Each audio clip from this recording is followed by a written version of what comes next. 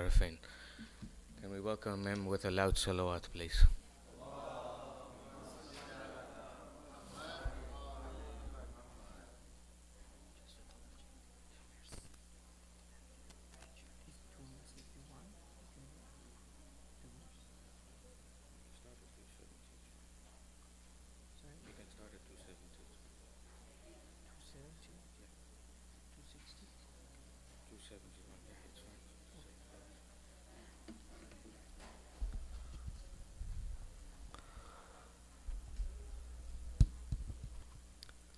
أعوذ بالله من الشيطان الرجيم.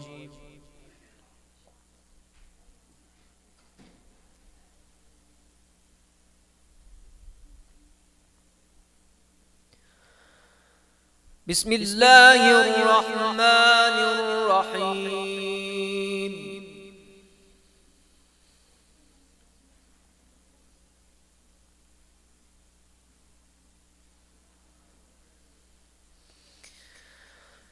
مثل الذين ينفقون أموالهم في سبيل الله كمثل حبة أنبتت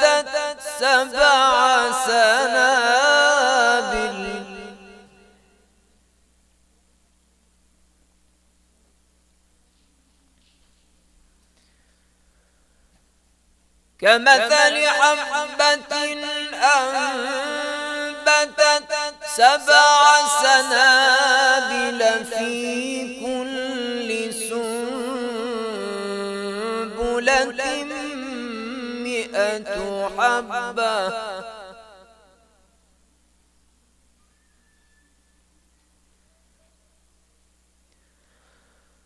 والله يضاعف لمن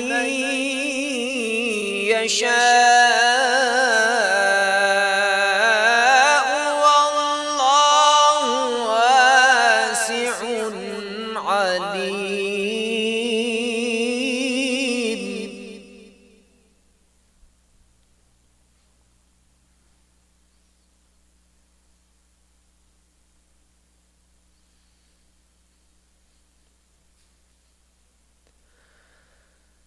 الذين ينفقون أموالهم في سبيل الله ثم لا يتبعون ما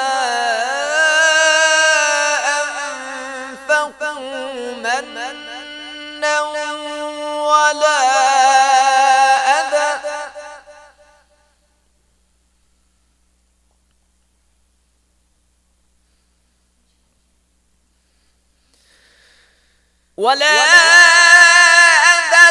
لهم أجرهم عند ربهم ولا خوف عليهم ولا هم يحزنون.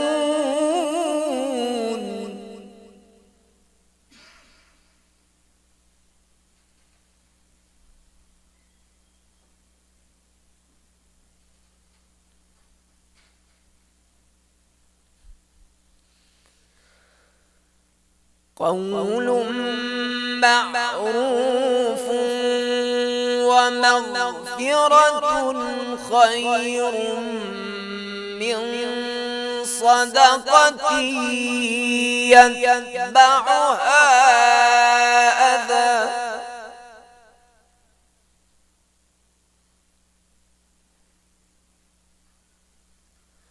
والله غني حليم.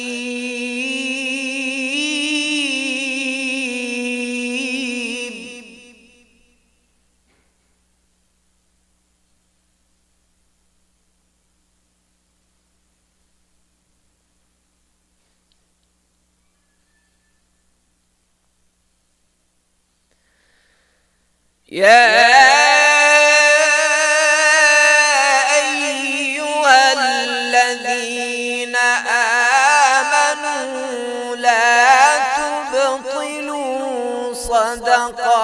صدقاتكم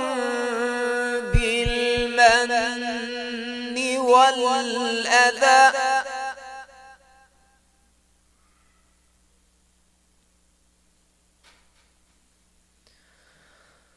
لا تبطلوا صدقاتكم بالمن والأذى كالذي ينفق ماله رئاء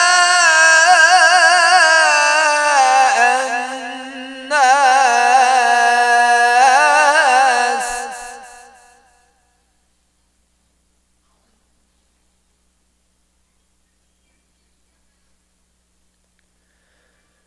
كالذي ينفق ماله رئاء الناس ولا يؤمن بالله واليوم الآخر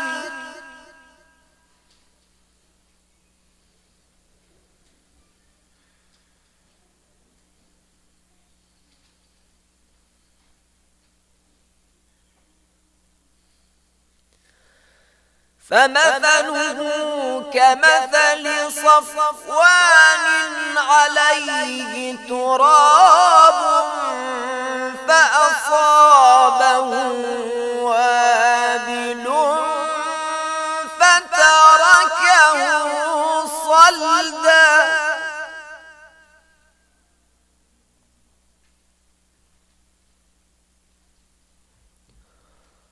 لا يقدرون على شيء مما كسبوا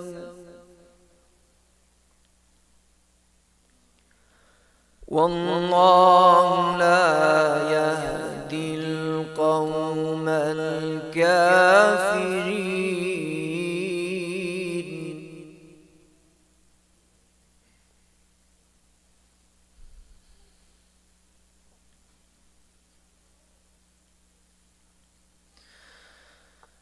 ومثل الذين ينفقون أموالهم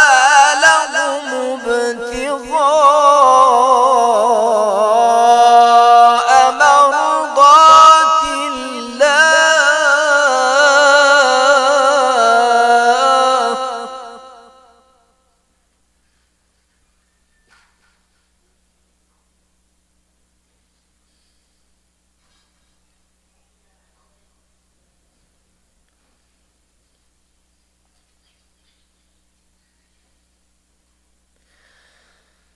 ومثل الذين ينفقون أموالهم ابتغاء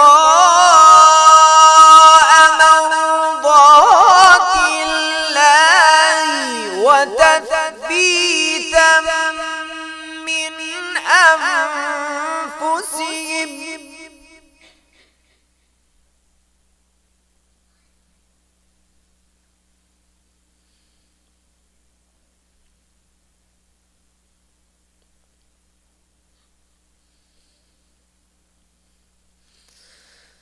وتثبيتا من أنفسهم كمثل جنة بربوة أصابها وابل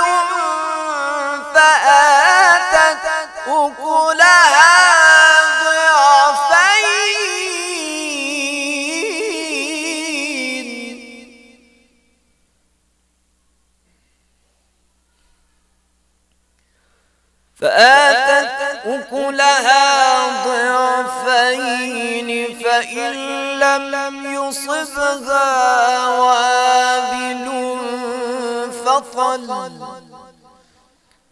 والله بما تعملون بصير صدق الله العلي العظيم.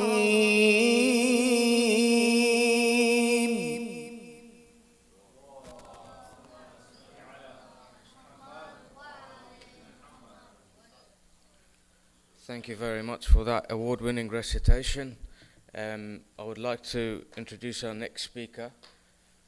He is our local in-house scholar, if we may call him that. He is born in Canada, I think, although I haven't checked his immigration papers myself.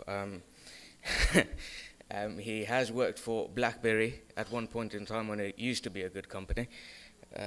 Now he is our very own speaker. Please, Sheikh Salim Bimji. Sallu ala Muhammad.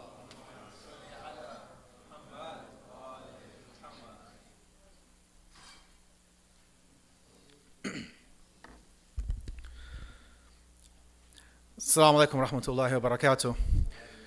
To all our non-Muslim dignitaries and guests, may the mercy, peace, and blessings of God be upon all of you who are here today with us. So I wanted to briefly talk this evening, as we are in the blessed month of Ramadan. And for the Muslim community, we're nearing to the end of the blessed month. There's only about 3 or 4 days left of this month of Ramadan. And one of the lessons that we gain from the month of Ramadan, which is basically within the entire month, is that it is a season of giving to others. This is evident from the fact that when the Prophet Muhammad, may God's peace and blessings be upon him and his family, when he introduced the month of Ramadan 14 centuries ago to us, he gave us this beautiful indication of the fact that to feed a needy believer in the month of Ramadan was basically an expiation of one's sins. It was one of the ways to safeguard our entry into paradise. And so as a tradition for the Muslim community since the time of the coming of the Messenger of God is to ensure that, not only within the month of Ramadan, the entire year, but more so within the month of Ramadan, that we focus on the act of charity and of giving to others. And in fact, charity is such an integral part of Islam that when the end of Ramadan comes, which is slated to be this Wednesday based on moon confirmation sighting, one of the obligations which every single able-bodied Muslim has in order for him or her, to complete their fast is to offer what is called the Zakatul Fitr, a form of monetary charity to the needy people.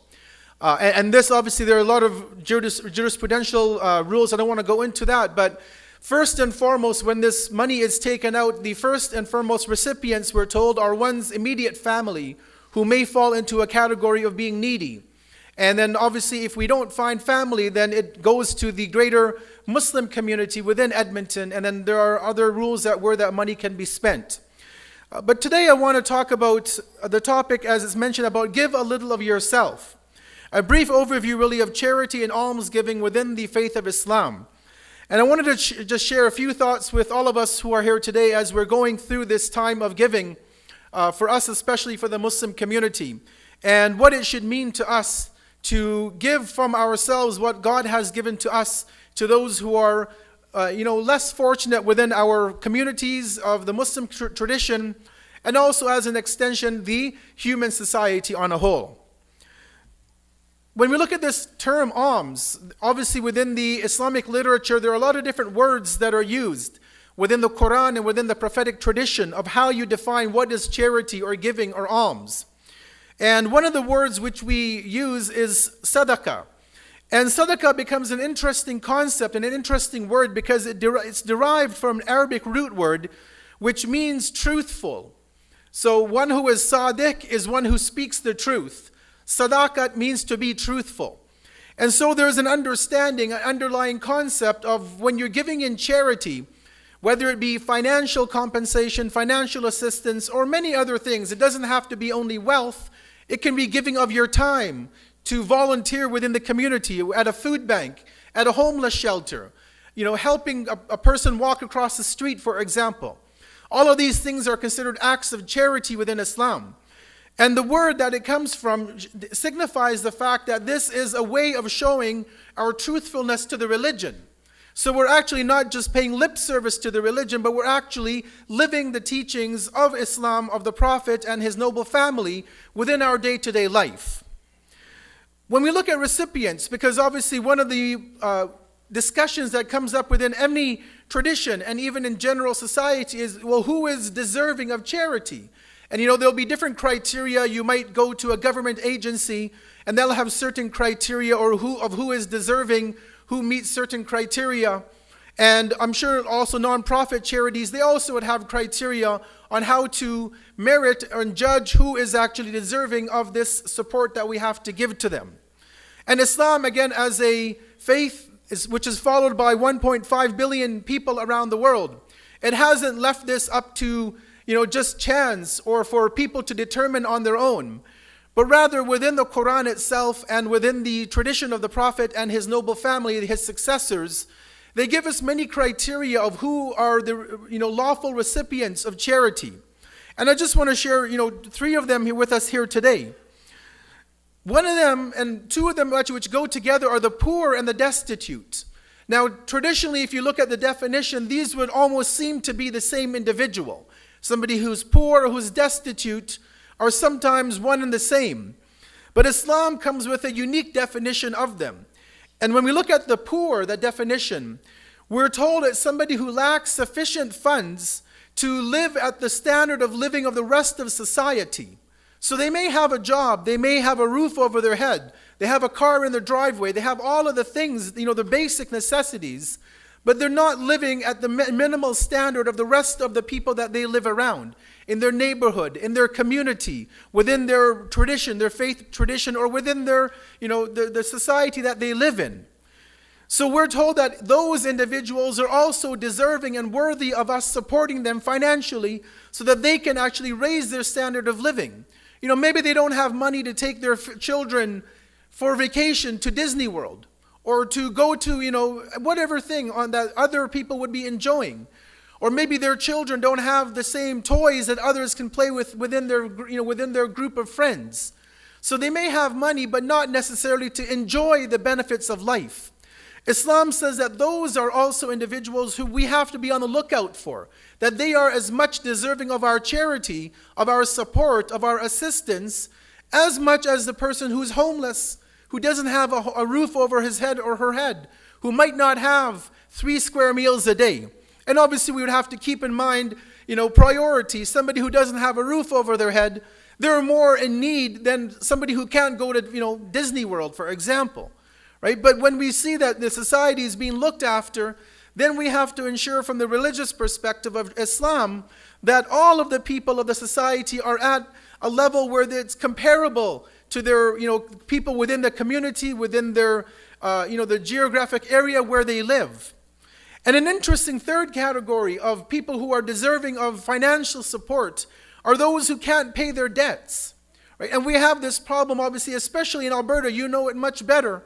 I have just come from Ontario, so, we're, maybe a bit better off over there. But when you see the challenges, especially with the drop in oil prices and what happened in Fort McMurray recently, the fires that ravaged that community, people have debts to pay. They haven't been working for a few months. Maybe they have their own business, it's closed. Many things could have happened. And so another category, which is, and this is directly from the Quran, are those people who can't pay their debts. And unfortunately, within our societies, when you can't pay a debt, you have to go to the payday loan center and pay thousands of % in interest to borrow money. And you're stuck in that cycle of just perpetual debt because you can't make enough to pay the interest on the loan, let alone pay the principal. And if you go to the banks, well, they're no better. They're a bit less, blood-sucking, but they're still going to suck your blood at the end of the day. And that's the whole capitalist system, unfortunately, that we live in. That's the world that we live in, and we have to, unfortunately, deal with it the best that we can. So Islam comes and says that those who are in debt, if you can help them get out of debt, help them. But the beauty of Islam is it doesn't just say give them a handout. And actually, when you look in the religious teachings of the Prophet, he says if you help a person get on their own 2 feet with a loan, interest-free loan, a 0% interest loan, no strings attached, no service charges or any of these other terms people use, there's actually a greater reward with God to give a loan than to give in charity. It's like we say, give a man a fish and he'll eat for a day. But you teach him how to fish and he'll eat forever. So you teach a man, you give a man, a woman, a human being, you give them a skill, a profession, a trade, and let them pay you back that loan. That is a greater reward with God, in the eyes of God and within the faith of Islam, than just saying, here's $1,000, take care of this next week or 2 of your expenses. One of the other beauties of Islam, and comes from one of these statements of the fifth successor of the Prophet Muhammad, himself also named Muhammad, and his title Al-Baqir, peace be upon him, is where he tells us that we as human beings, we can save ourselves by doing acts of random kindness and acts of charity. So yes, when I give somebody a gift of $100, I'm helping them out. But at the same time, I'm helping myself out. And he says in this tradition that doing acts of kindness and giving in charity both aid in the elimination of poverty of the individual giving the charity. So somebody reaches into their pocket and gives $100 for whatever cause. You're helping an individual, but the tradition says you're also helping yourself out of poverty. And it seems like a bit of an oxymoron. How can you give money and yet you're going to alleviate your own poverty, right? Because you think, well, I'm $100 less in my pocket now. But the way Islam looks at it is that, no, you've given $100 or $1 even. Forget about 100, you've given $1. And you have given $1, but God will reward you, as the verses which we began with, multiple times, 1,000 times over, unlimited times. God will repay that loan that you have given or that gift you've given to somebody many times more than you could actually ever imagine. And as the tradition says, even acts of kindness, that also helps an individual, both in their elimination of poverty and also an increase in their lifespan. So in Islam, we have a concept of when you do good to others, that good comes back to you from God in multiple ways, both in a physical and also in a metaphysical reality. So we believe that by giving in charity, by doing acts of goodness to humans, not necessarily Muslims, but anybody, that we actually lengthen our lifespan. God will actually add years to our life for helping other human beings who are in dire straits. And as the tradition mentions, that it will also keep away 70 forms of a violent death that would come to an individual. Again, a metaphysical support based on a physical reality. I'll end with one or two last points. One is a beautiful verse of the Quran, because sometimes we'll find in our communities, whether within our faith community or within the greater Edmonton community, that people who are needy won't necessarily come to the mosque or the temple or the synagogue or the church and ask for help. Because sometimes people have, they're a bit proud, and there's nothing wrong with that, but they're shy or embarrassed to go to somebody of their own tradition and ask them for help. Because maybe they're worried that the word might spread in the community. Oh, you know what? This guy came and he needed some money and we helped him out. And then if the news spreads, then it reduces his character. He feels maybe embarrassed to see people. And so God tells us that sometimes in the Quran, God tells us that sometimes there are people who don't come and asking for help. They won't come and knock at your door or call you up or text message you that I need some help. But when you see them or you see their family, you can somehow tell that this guy is having it difficult. Maybe they lost their job 6 months ago. Their EI has finished. They can't claim welfare. They don't have any other family to support them. And so God tells us that sometimes just by looking at them, you can tell that they're in a needy situation.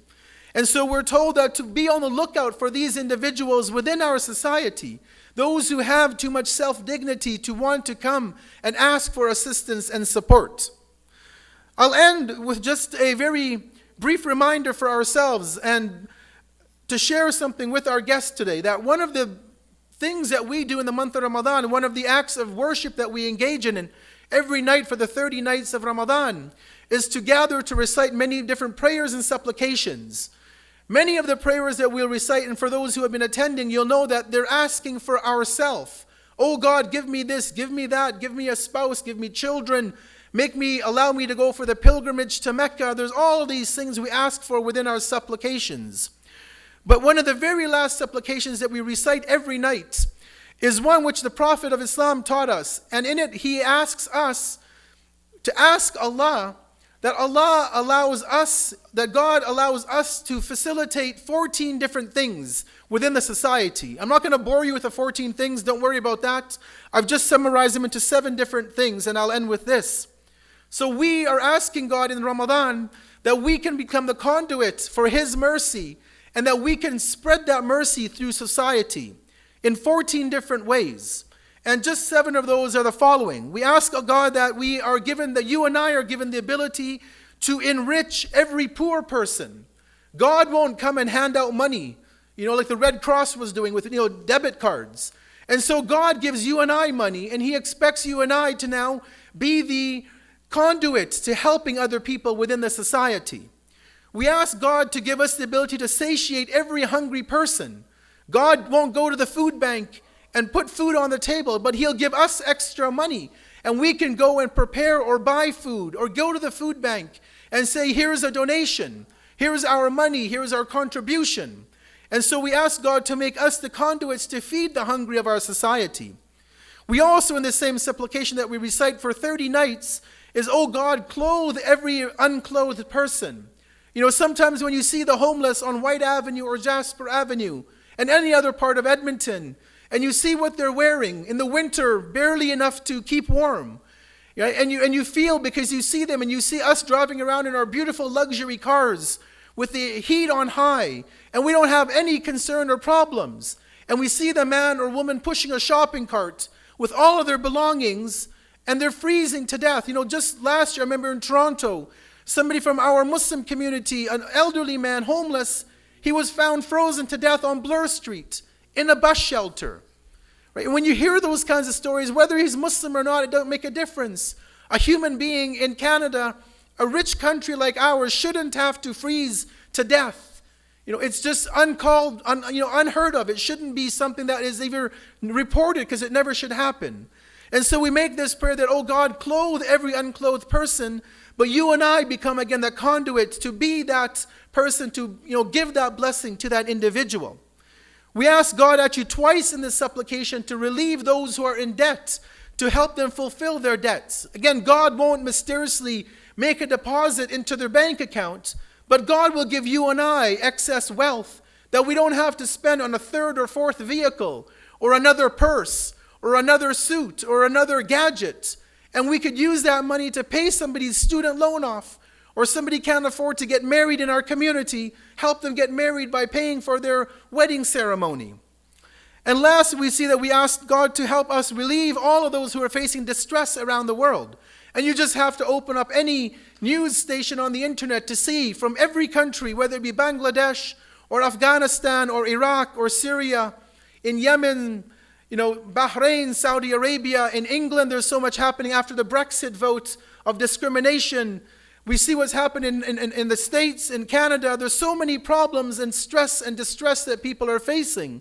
And we can become those individuals, hopefully, to lobby with our governments and organizations and NGOs to help bring an end to the problems that we see around the world. And last, we see that we ask for the securing of the release of innocent prisoners. Many people who are innocently locked up across the world. They're prisoners of conscience because of political activity, of marching down the street calling for free and democratic elections. And they are incarcerated for no reason at all. And obviously at the end we ask God in this supplication to cure every single person who is sick. And obviously we all, I'm sure, know somebody in our family, our friends, who are suffering terminal illnesses or even temporary illnesses. And we ask God to cure all of those. And as I close, that this becomes a reminder for hopefully all of us that we in this month of Ramadan are obligated to think about others more than ourselves. This was evident in the fact that we were feeding other people within our community. As I was told, we were also sending food to the homeless shelter, the youth shelter in Edmonton many nights in the month of Ramadan. And obviously on the day of Eid, which is a day of festivity, a day of celebration, we realize that our fasting will be incomplete if we as a community do not give the obligatory taxes on the day of the breaking of the fast. We close and we ask God to accept all of our acts of worship that we as a community have performed in this blessed month of Ramadan. And that He continues to bless all of us to be able to help ourselves and to help the community that we are a part of. Wassalamu alaikum wa rahmatullahi wa barakatuh. May the peace and mercy and blessings of God be upon all of you who are here today. Thank you.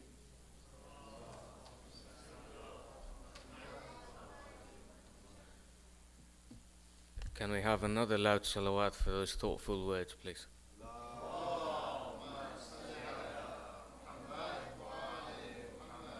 we will move on, and we'll have our president of our community who listens to everyone's complaint. Please come up and we share a few words with us, please. Thank you. Aloud salawat again.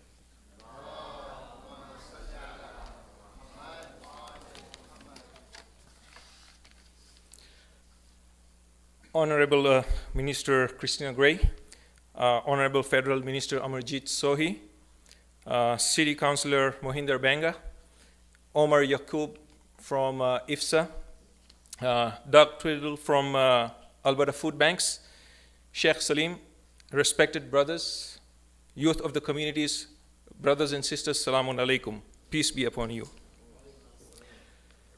My name is Farid Allah, and on behalf of the Islamic Shia Ithna Ashari Association of Edmonton, I welcome you all to our open mosque night at our center, and thank you for accepting our invitation. To all our guests, I would like to give you a brief background of our community at this center. This community has a membership of around 120 families with different ethnic backgrounds, including East African, Pakistanis, Iranians, Middle Eastern heritages, to name a few. Our community started after the exodus of many families from Uganda in 1972. As the families grew in numbers and members felt the need to have a center for congregation, hence this center was built and completed in 1982. This center was the first Shia mosque in Edmonton, if not the first in Alberta. Today, we are proud to say we have more than 5 Shia centers within Edmonton and surrounding areas. We have a full-time resident priest, Sheikh Salim Bimji, who just spoke before you. Amongst other things, we conduct daily prayers, weekly religious classes for both adults, as well as Sunday Islamic school for growing number of children of our community. As you may already know, our community following Islamic faith is observing the Ramadan fast, where we abstain from food, drinks, vague talks, committing sins from sunrise to sunset with a total of 19 and a half hours of fasts. It is a true time of reverence and peace. It is the time for self-reflection and self-restraint, devotion, prayer, and thinking about the needs of others and working to make ourselves better. During the holy month of Ramadan, we are reminded of our common obligation to ensure justice and uphold the dignity of all our fellow human beings. When the fires erupted in Fort McMurray in May this year, more than 80,000 Canadians were evacuated from their homes. Some families lost their homes and belongings and sought shelter in Edmonton and surrounding areas. As many Canadians, our community also responded, and donations started pouring in within Edmonton, as well as various Shia centers across major cities in Canada. We assisted families by providing them various resources, including providing assistance with short-term rentals and other necessities. Also, we are here today to support our Fort McMurray neighbors with a donation to Fort McMurray Food Bank in the amount of $15,000. May I have a loud salawat, please?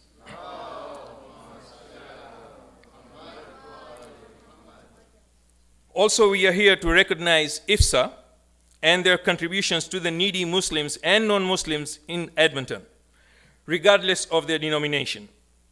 They too were pivotal in helping Fort McMurray residents that had been displaced. And with that, we are proud to contribute $5,000 from our organization, which will directly go towards the Fort McMurray cause. Allahumma salli ala. We hope this symbolic gesture enforces the theme that we appreciate society not only as independent citizens, but as the microcosm of the organization that we are in the much larger ocean consisting of proactive citizens. We are not just Muslims. We are Canadian Muslims. And a Canadian is a Canadian is a Canadian. Let us all join hands in praying to the Almighty Allah to help all the Canadians who have lost their jobs to find jobs in their respective communities. Let us also pray for those who lost their homes to return home as quickly as possible. In closing, let us pray to Almighty Allah to unite us all as one people, as Canadians. May Allah bless you all. Amen. Brother Fareed, I'll just get you to stand on this side, please. And if I can have Doug, we will be presenting a check.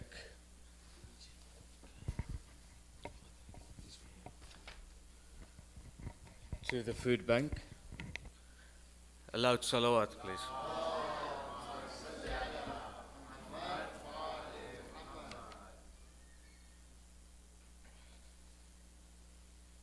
We can keep on going on with the salawats. It is the month of Ramadan, please.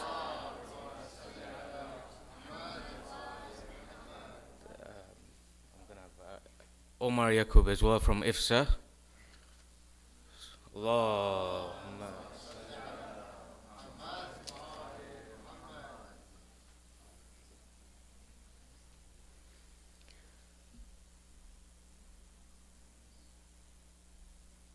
Another loud salawat, please.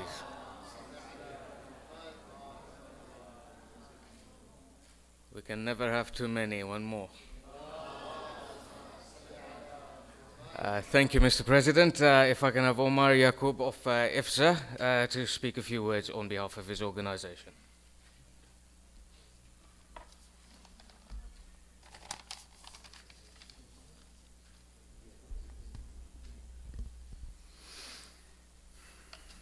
Bismillah, walhamdulillah, wa salatu wa salamu ala Rasulullah wa ala alihi wa sahbihi wa man wala.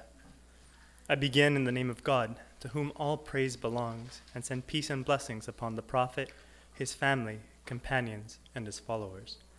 Assalamu alaikum. I should first begin by talking about IFSA.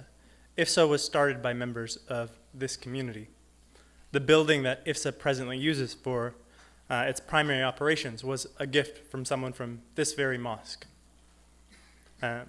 With that, I'll talk about how IFSA helps. So IFSA helps several different groups. The first is people looking for emergency help, essential needs. The second is people looking for family reunification, often refugees. The third is people looking for help from security, from domestic violence. And the fourth is people looking for growth, so youth, people looking for volunteer opportunities, and we have several programs that address that. The first is our food bank program, which works in conjunction with the Alberta Food Bank. Through that, we support about 4,000 families. The second is a program that looks at domestic violence, where we provide culturally sensitive and spiritually sensitive support for people fleeing domestic violence, people looking for family reunification, people looking for counseling. This year, we started a program on refugee support, so helping our Syrian brothers and sisters. We've brought in over 200 refugee families directly. And we also have a program called the Green Room, which provides youth with a place where they can meaningfully connect, grow, and serve. Where this money will go is towards the Benevolence Fund, which provides short-term financial relief to people fleeing, or people in dire circumstances. And sometimes that might be people who have medical bills that they can't pay, people who have rent that they can't fill. And this is particularly important to the people from Fort Mac. While we know they're getting a lot of attention right now, we know in the coming months that attention will wane. And that's where, when they're in between a mortgage payment or having to pay for tuition and the insurance hasn't kicked in, this money will, inshallah, help make a difference. And so with that, I thank you. There's also opportunities for people here who want to get involved with IFSA to volunteer on a weekly basis. We prepare hampers at the Edmonton Food Bank. We run regular dinners in the inner city. And there's also opportunities to give in other ways. So if you have any questions, please feel free to contact me. Jazakallah khair. Thank you very much for this very generous donation. May Allah bless your community, and bless the people in it, bless the people who made this possible, and fill your last few nights of Ramadan with ample devotion and nearness to Allah. Jazakallah khair. Assalamu alaikum.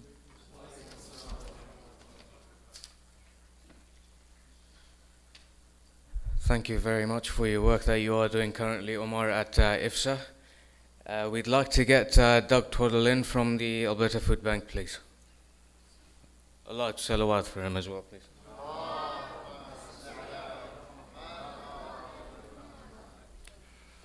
On behalf of the Alberta Food Bank, I want to thank you very much for your tremendous and generous gift.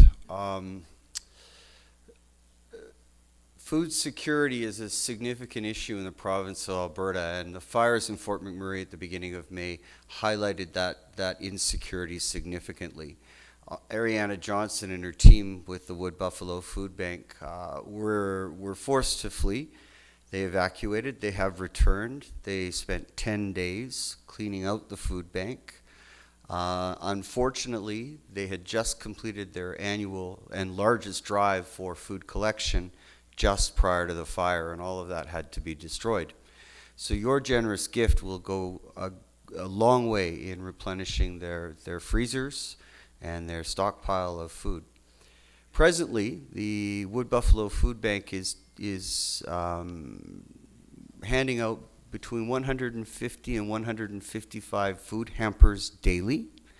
In the past, a recipient would come in for one hamper monthly. That has been up to once a week. And it is anticipated that the users of the food bank will require the services for the next 2, possibly 3 years. So your tremendous gift will go a great, great way to assisting members of our community, our neighbors, and our friends. Thank you very much for this tremendous, significant donation.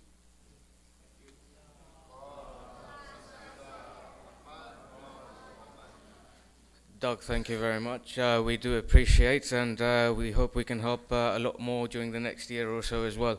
If I can have the Honourable Amarjeet Sohi, the Minister of Transport, if I'm not mistaken, to say a few words, please.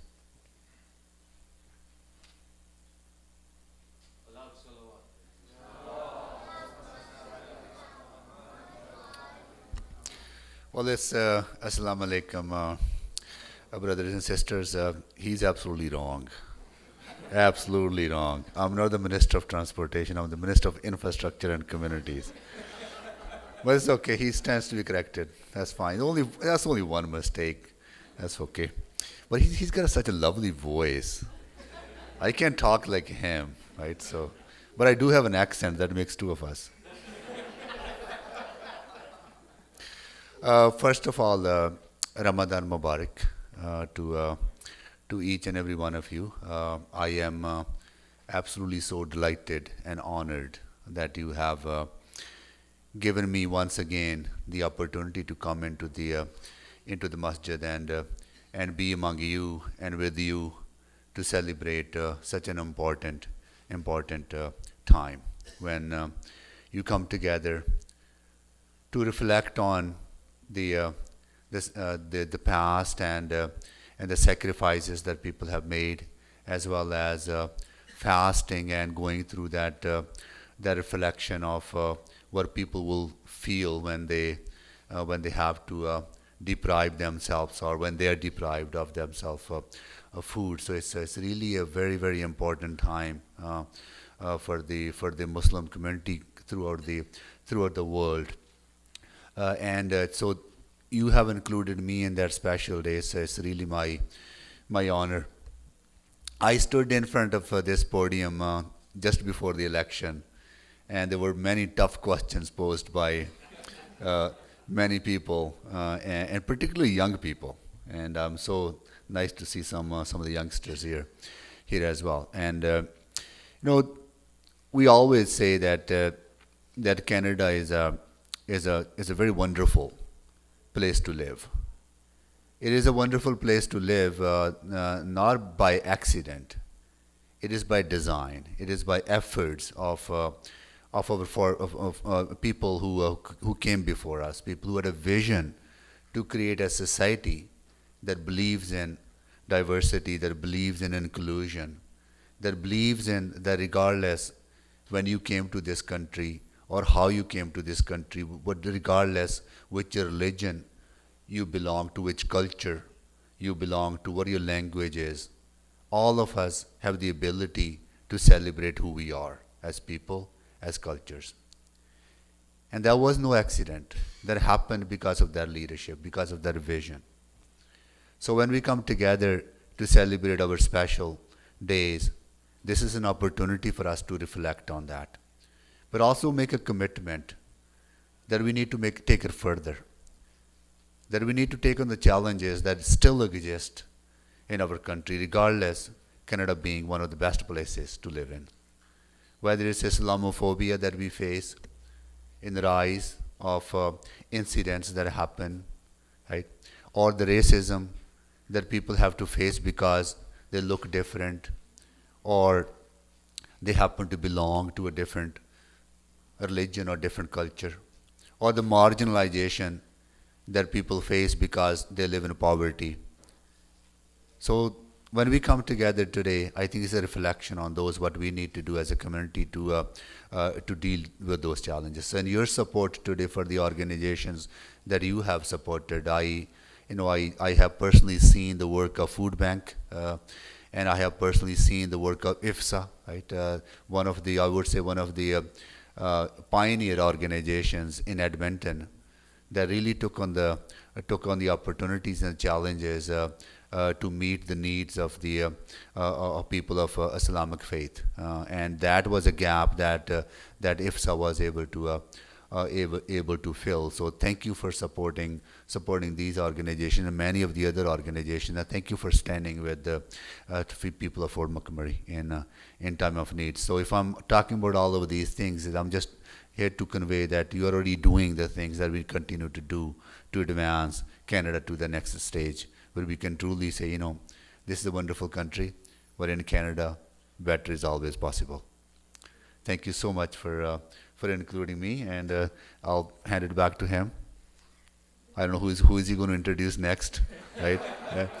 But I hope he doesn't make the same mistake, right? But once again, thank you so much. I feel so honored that you have given me this chance.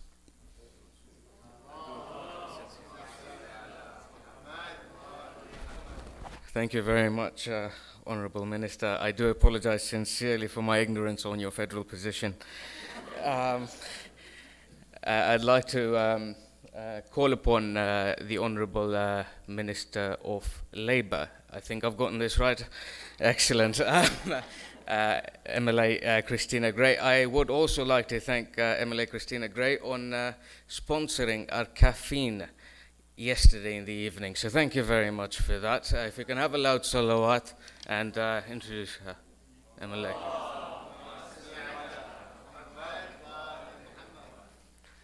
Thank you. Assalamu alaikum.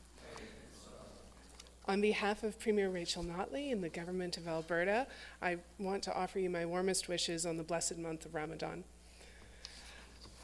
Ramadan being a time for self-reflection and spiritual renewal through prayer and fasting, for strengthening bonds of family and community, and I myself have been honored to participate both through the invitation here today, thank you very much, as also having been invited to iftar with several different communities this month. I must say that your willpower and devotion to fast 19 and a half hours, I believe it was said, is remarkable and shows the strength of your beliefs and what you are going through. I had the honor of helping to sponsor a Ramadan recognition for the first time at the legislature just last week, which I believe several of you were able to attend.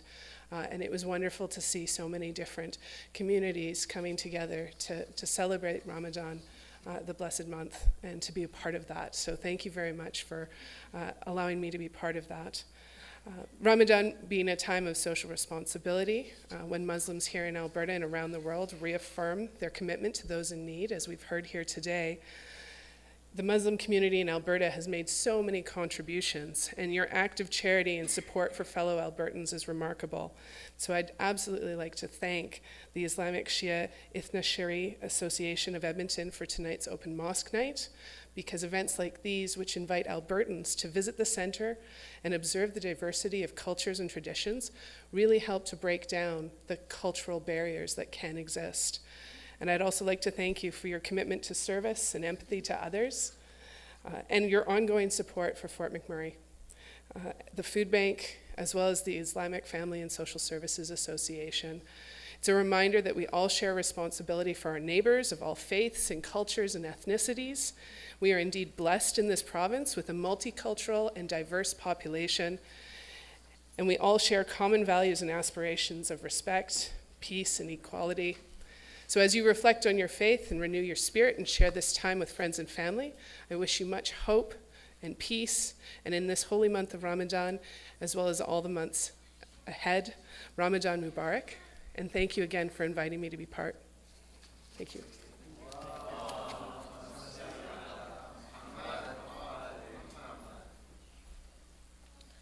If I can have City Councillor Mo Banga to say a few words, please. A loud salawat again, please.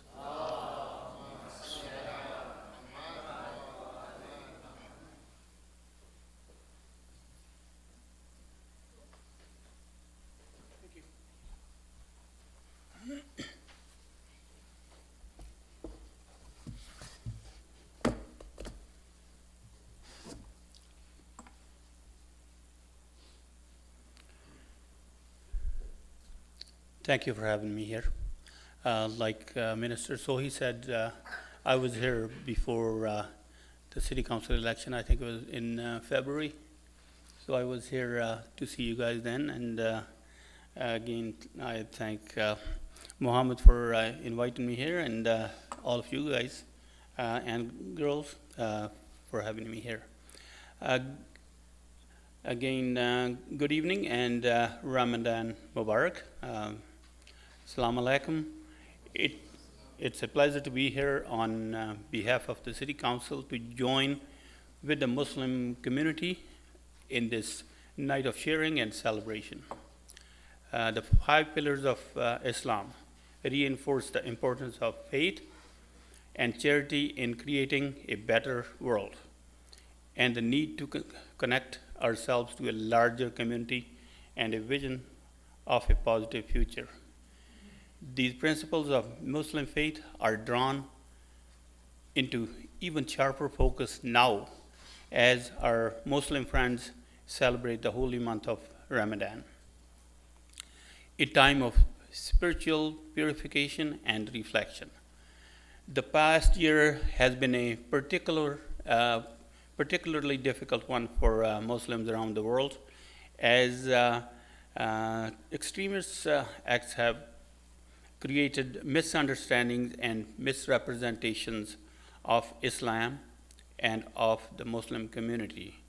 Each person here should know that the City Council and the people of Edmonton appreciate the role of the Muslim community, and we appreciate all your efforts that you guys are doing in contributions to the society. Just an example, you guys did significant contribution to the food bank. The Muslim community is a valued part of the fabric of Edmonton, and events like this evening offer Edmontonians an opportunity to learn more about the Muslim culture and Islam. Canada's strength lies in the coming together of people who appreciate both the differences and similarities that true diversity brings to light. City of Edmonton seeks to foster this diversity and appreciation for other cultures as well. From Council's multicultural initiative to the Office of Diversity and Inclusion to our new arrival center, we recognize that this rich diversity is a gift to our city. By being engaged and interconnected with many diverse people, we create a community of shared values, shared challenges, and equal opportunities in Edmonton. My thanks to the organizers of this event for bringing us all together to celebrate all that we share as a community and all the Muslim community has to offer to Edmonton. Thank you and have a wonderful evening. And let me just tell you, technology is a wonderful thing when it works. I know someday it's not going to work, then I'll be lost. Thank you.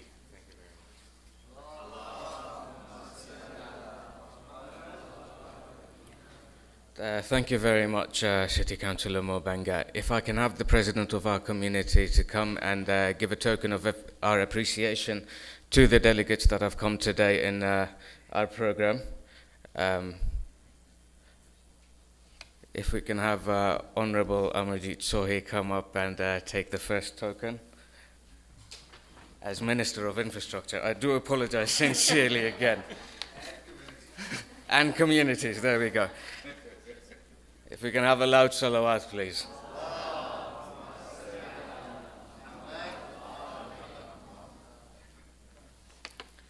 If we can have the Honourable Christina Gray, a loud salawat for her as well, please.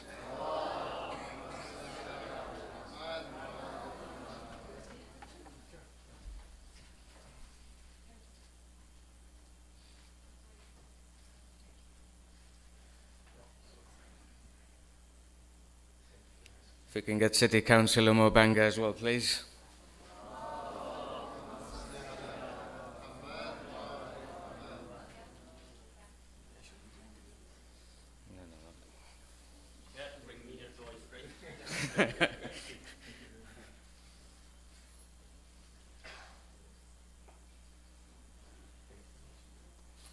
And lastly, but not, we haven't forgotten you, Doug, if we can have you up here, please, as well.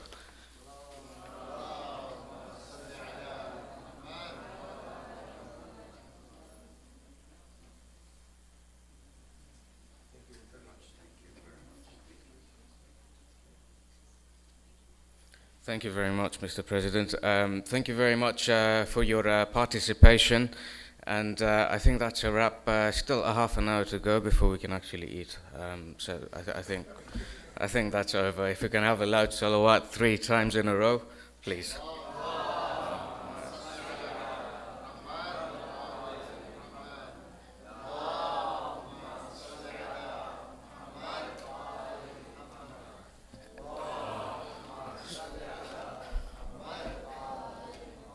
Again, my apologies for my daftness. If I can have a photo up with the executive committee and our delegates all together on one line here, please. Loud salawat.